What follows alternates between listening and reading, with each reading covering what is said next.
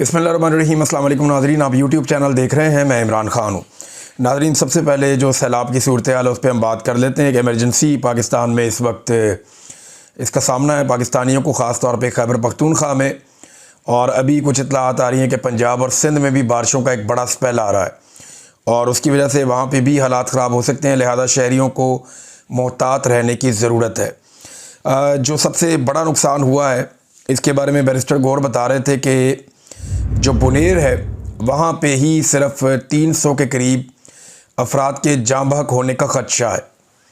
यानी अभी तक जो डाटा है वो मुकम्मल तौर पे रिसीव नहीं हुआ। कुछ लोग लापता हैं, उनके बारे में अभी तक इल्म नहीं है कि वो कहाँ हैं।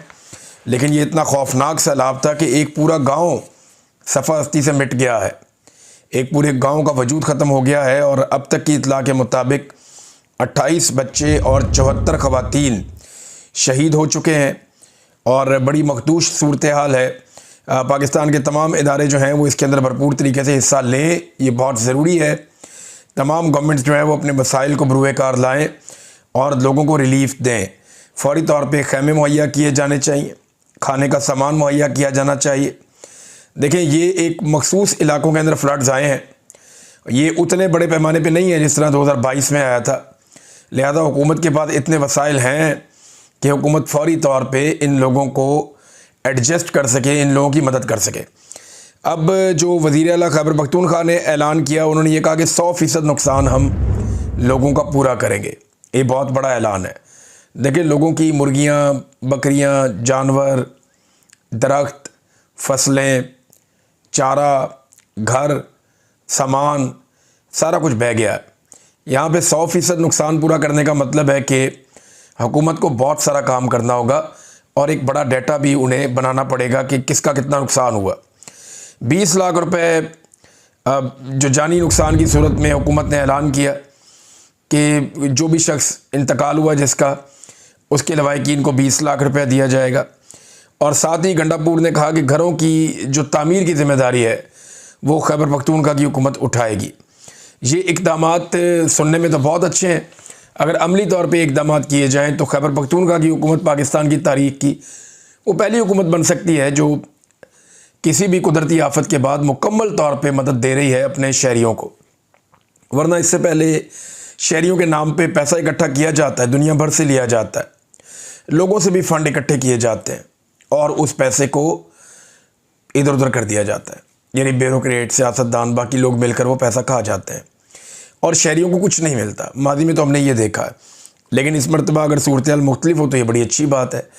नाज़रीन, जनरल आसिम मुनीर साहब का जो स्टेटमेंट आया है सामने सुहेल वड़ाइच साहब के ज़रिए से, उसका पाकिस्तान में बहुत चर्चा है।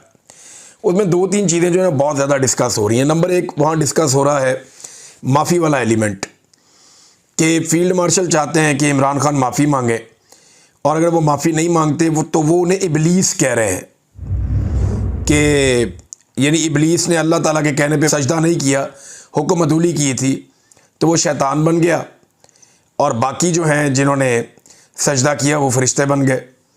तो ये तो इसका मतलब है, फील्ड मार्शल ये बता रहे हैं सुहेल वड़ाइच को कि नवाज शरीफ और जरदारी और ये सारे, क्योंकि इन्होंने माफ़ियाँ मांगी हैं, मरीम नवाज़ वगैरह, तो ये फरिश्ते हैं। इमरान खान क्योंकि हुक्म नहीं मान रहा तो वो शैतान है। यानी ये बताने का या एग्ज़ाम्पल कोट करने का वजह तो यही है ना, और कोई वजह समझ नहीं आ रही। और देखें, वो तो अल्लाह ताला ने हुक्म दिया था कि आदम को सजदा करो, तो खुदा ना खास्ता पाकिस्तान की एस्टेब्लिशमेंट खुद को खुदा समझना शुरू हो गई है कि जो अल्लाह का हुक्म नहीं मानता वो शैतान हो जाता है। और क्योंकि जनाब ये माफ़ी नहीं मांग रहे तो ये भी इनकार कर रहे हैं। एक तो ये इंतहाई नामाकूल किस्म की एक मिसाल है, या ये वाला जो हवाला पेश किया गया इंतहाई नामाकूल है। कोई भी जी शऊर शख्स जिसको थोड़ी सी भी अक्ल हो वो ये हरकत नहीं करेगा। लेकिन सुहेल वड़ाइच साहब पे मैं हैरान हूँ, उन्होंने छाप भी दिया पकड़ के। अब आसिम मुनीर साहब के हवाले से दूसरी चीज़ जो आ रही है कि इमरान खान ने माफ़ी तो मांगनी कोई नहीं है। इमरान खान ने आसिम मुनीर साहब का ये जो पूरा कॉलम आया ना सुहेल वड़ाइच साहब के ज़रिए से, जो 5-6 मेन चीज़ें आसिम मुनीर साहब ने बताई हैं, इनका जवाब इमरान खान साहब ने गुज़िश्ता 2 महीनों में दिया है। यानी इमरान खान जो है वो इनसे तो बहुत आगे की चीज़ है। यानी ये जो पाकिस्तान की एस्टेब्लिशमेंट है, इनको अगर कोई टक्कर का आदमी मिला है तारीख़ में तो वो इमरान खान ही है। क्योंकि उसने इनके बारे में पहले से इमरान खान को आइडिया होता है कि अब ये क्या करेंगे, तो पहले से ही प्रीएम्प्टिव स्ट्राइक करते हैं इमरान खान साहब, यानी पहले से ही वो चीज़ों का बंदोबस्त करते हैं।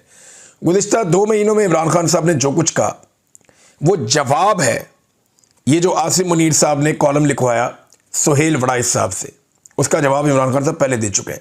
जवाब क्या दिया मैं आपके सामने रखता हूँ, लेकिन पहले आसिम मुनीर साहब ने मईशत के बारे में एक बात की है, तो चंद चीज़ें मैं आपके सामने रख देता हूँ मईशत के हवाले से। और वैसे भी देखें, जब आप एक इतनी बड़ी ताकतवर सीट के ऊपर बैठे होते हैं तो आपके चारों तरफ लोग खुशामद करने वाले होते हैं।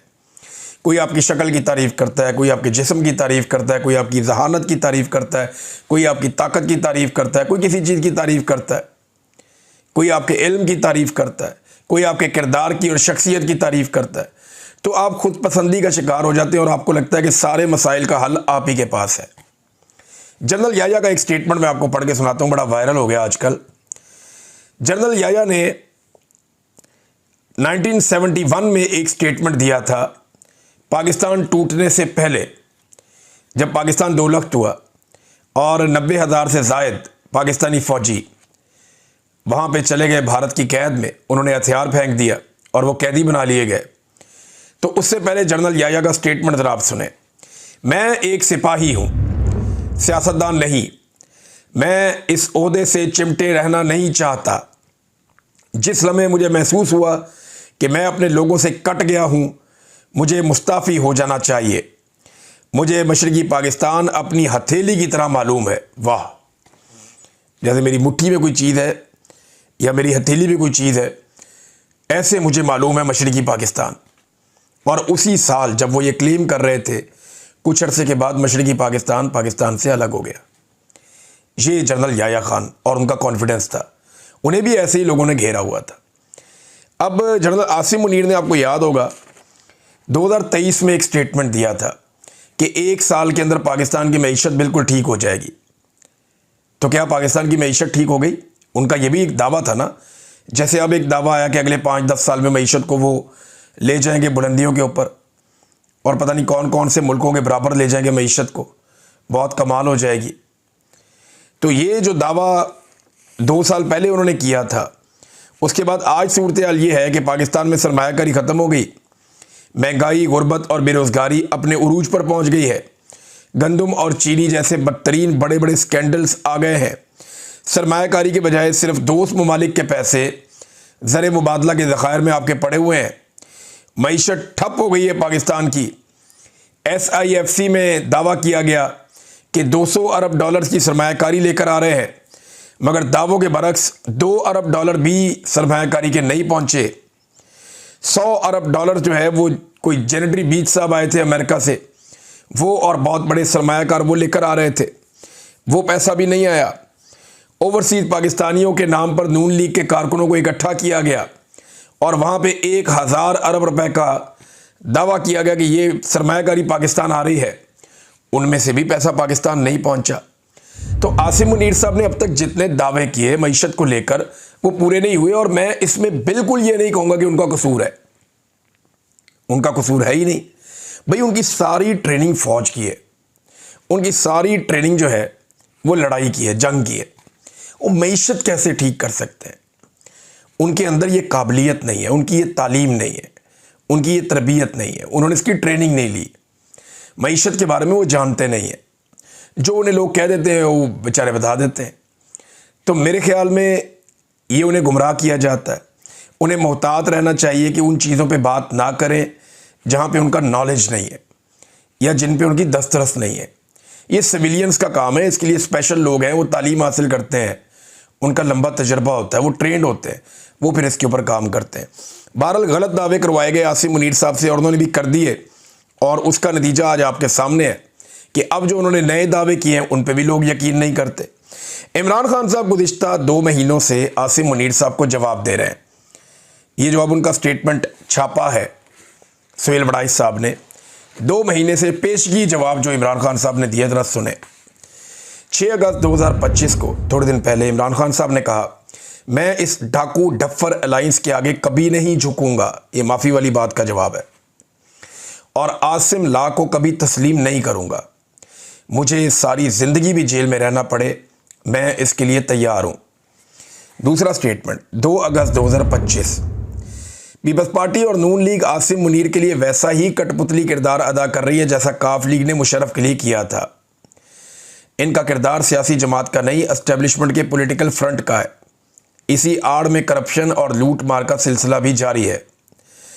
77 साल लगाकर पाकिस्तान में मुश्किल से चंद इदारे खड़े हुए थे जहां बार बार मार्शल लॉ लगते रहे, जिसने इस अमल को दुश्वार बनाया, मगर फिर भी इदारे मौजूद थे। लेकिन आसिम मुनीर के मार्शल लॉ ने सिर्फ अपने इक़्तिदार की तवालत के लिए इन इदारों को भी एक एक करके तबाह कर दिया। सबसे पहले इंतखाबी फ्रॉड करके अवाम का वोट चोरी किया, चोरों को मुल्क पर मुसल्लत करके जमहूरियत का खात्मा किया, मीडिया का गला घोंटा, बदतरीन सेंसरशिप लगाई, अदलिया को 26वीं तरमीम के ज़रिए एक सरकारी इदारा बना दिया और ऊपर से लिखी लिखाई सज़ाएँ जजेस के हाथ में थमा दी जाती हैं। तो इमरान खान साहब ने सारा बताया जनाब के अदालतें कानून की नहीं सिर्फ आसिम लॉ की पैरवी करती हैं। इसी के मुताबिक सब ट्रायल चलेंगे और सज़ाएँ होंगी। ये सब ट्रायल ऑन रिकॉर्ड है, आज नहीं तो कल सब पर हकीकत अयां हो जाएगी कि किस जज ने इंसाफ की पैरवी के बजाय यजीद वक्त की पैरवी की। 24 जुलाई 2024-25 इमरान खान साहब का एक और स्टेटमेंट, ये इन्हीं 2 महीनों में उन्होंने जवाब दिया। पाकिस्तान में इस वक्त मार्शल लॉ नहीं आसिम लॉ नाफिज है। मुल्क में आसिम मुनीर का कानून चल रहा है और ISI उसे तहफ़्फ़ुज़ दे रही है। जो चीज़ आसिम मुनीर को ताकत देती है वो इस मुल्क का कानून बन जाता है। आसिम मुनीर अपनी ताकत के लिए मुल्क की हर चीज़ की कुर्बानी देगा। ये आर्मी चीफ फ़ौज की बदनामी करवा रहा है जैसा कि याह्या खान ने किया था। मेरी एहलिया बुशरा बीवी को बतौर हथियार इस्तेमाल करके मुझे तोड़ने की कोशिश की जा रही है, लेकिन मैं ये वादे कर दूं, मैं मर जाऊंगा मगर कभी आसिम मुनीर की बादशाहत को तस्लीम नहीं करूंगा। ये एक कब्ज़ा ग्रुप है जिसने मुल्क पर ज़बरदस्ती कब्ज़ा कर रखा है। 15 जुलाई 2025, मैं तमाम उम्र भी जेल में रहने को तैयार हूँ, लेकिन जुल्म और जबर के आगे झुकने का सवाल ही पैदा नहीं होता। पाकिस्तानी कौम को भी ये पैगाम देता हूँ कि किसी सूरत जबर के निज़ाम के सामने ना झुकें। मुज़ाकरात का वक्त अब गुजर चुका है, अब सिर्फ कौम के एहतजाज का वक्त है। जेल में सख्तियाँ बढ़ा दी गई हैं। ये सुप्रिटेंडेंट एक कर्नल और जेल सुप्रिटेंडेंट अंजुम ये सब कुछ आसिम मुनीर के कहने पर करवा रहे हैं। अपनी पार्टी को वादे करता हूँ कि अगर मुझे जेल में कुछ हुआ तो इसका हिसाब आसिम मुनीर से लिया जाए। बुशरा बेगम पर जुल्म किया जा रहा है, दोबारा उन्होंने बताया। और इसके बाद उन्होंने कहा कि जिस जेल में मुझे रखा हुआ है वहाँ सैकड़ों पाकिस्तानियों के कातिल और दहशतगर्द भी मुझसे बेहतर हालत में रह रहे हैं। फिर 8 जुलाई का इमरान खान साहब का एक और स्टेटमेंट है और कि उन्होंने कहा नेल्सन मंडेला को, गांधी को, सबको किताबें पढ़ने और लिखने की इजाज़त थी, मुझे नहीं मिलती इजाज़त। फिर उन्होंने कहा इस सब के पीछे एस्टेब्लिशमेंट और उसके बगल बच्चों का हाथ है। ये सब कुछ मुझे तोड़ने के लिए किया जाता है, लेकिन मैं आखिरी सांस तक जुल्म के ख़िलाफ़ खड़ा रहूँगा। और फिर उन्होंने कहा कि बादशाहत डिक्लेयर कर देनी चाहिए इतना तकल्लुफ़ करने की बजाय, क्योंकि मुल्क पर इस वक्त मुकम्मल तौर पर डिक्टेटरशिप मुसल्लत है। और यानी इमरान खान साहब ने 4 जून को एक और भी स्टेटमेंट दिया और उन्होंने कहा मैं कभी किसी सूरत डील नहीं करूँगा। ये जो आसिम मुनीर साहब ने कॉलम लिखवाया सुहेल वड़ाइच साहब से, ये उसका जवाब है जो इमरान खान साहब पेशगी देते चले आ रहे हैं। एक दावा किया है और ये खबर और भी जगह पे फैली हुई है, लेकिन मैं आपको पढ़ के सुनाऊंगा जो दावा किया हमारे बड़े अच्छे दोस्त हैं शाहिद असलम साहब ने। उन्होंने ये दावा किया और उन्होंने ये ख़बर दी है और ये ख़बर है इमरान खान साहब के हवाले से और फील्ड मार्शल के हवाले से। इमरान खान का जिक्र पर आर्मी चीफ ने पाकिस्तान तहरीक इंसाफ की एक अहम शख्सियत को कहा कि बेटा अगर इस डैश, यहाँ पे ज़रा बीप लग जाती है कि उन्होंने जो लफ्ज़ इस्तेमाल किया वो लफ्ज़ मुनासिब नहीं है। तो उन्होंने कहा बेटा अगर उस डैश की बात करनी है तो वो है दरवाज़ा, तुम जा सकते हो। मुझे 10 साल तक वो बाहर निकल कर दिखाए। अब ये शाहिद असलम साहब का इंकशाफ है, ये कुछ और लोग भी बातें कर रहे हैं इस्लामाबाद में कि आर्मी चीफ ने ये कहा है कि 10 साल तक इमरान खान मुझे बाहर निकल कर दिखाए। इसके 2 मतलब है, एक तो 10 साल तक आसिम मुनीर साहब को ये लगता है कि वो यहीं पे आर्मी चीफ रहेंगे या इस निज़ाम को 10 साल तक वो चलाएंगे, क्योंकि जब तक वो चलाएंगे तब तक की गारंटी दे सकते हैं ना कि इमरान खान को मैं बाहर नहीं आने दूंगा। तो बहुत सारे लोग बहुत सारी बातें करते हैं, लेकिन होता वही है जो रब को मंजूर होता है। बहरहाल ये एक इंतहाई अफसोसनाक सूरत हाल है कि एक साबिक वज़ीर-ए-आज़म जेल में इसलिए नहीं है कि उसने कानून की खिलाफ वर्जी की है या कोई बड़े जराइम किए हैं। वो जेल में इसलिए है कि इस वक्त जो फील्ड मार्शल आसिम मुनीर साहब हैं वो उसे पसंद नहीं करते और बार बार सीनियर सहाफ़ी उनकी जानिब से रिपोर्ट करते हैं कि आसिम मुनीर साहब माफ़ी मंगवाना चाह रहे हैं, नाक रगड़वाना चाह रहे हैं इमरान खान से, और कोई बात नहीं है। नाज़रीन, एक और ख़बर है और वो ये है कि 16 अगस्त को आपको पता है कि पूरे पाकिस्तान में कैंपेन चली थी कि कायद-ए-आज़म मोहम्मद अली जिन्ना की तस्वीरें उठाकर जाएंगे और पाकिस्तान के परचम उठाएंगे लोग।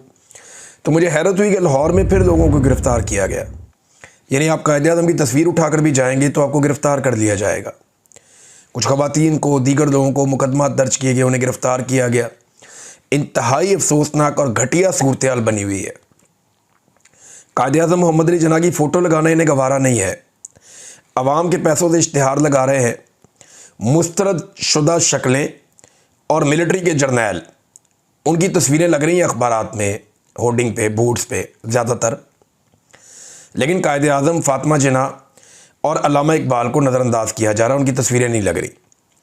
हत्ता कि जो लोग उनकी तस्वीरें लेकर आते हैं बाहर, उनको भी पकड़ लिया जाता है।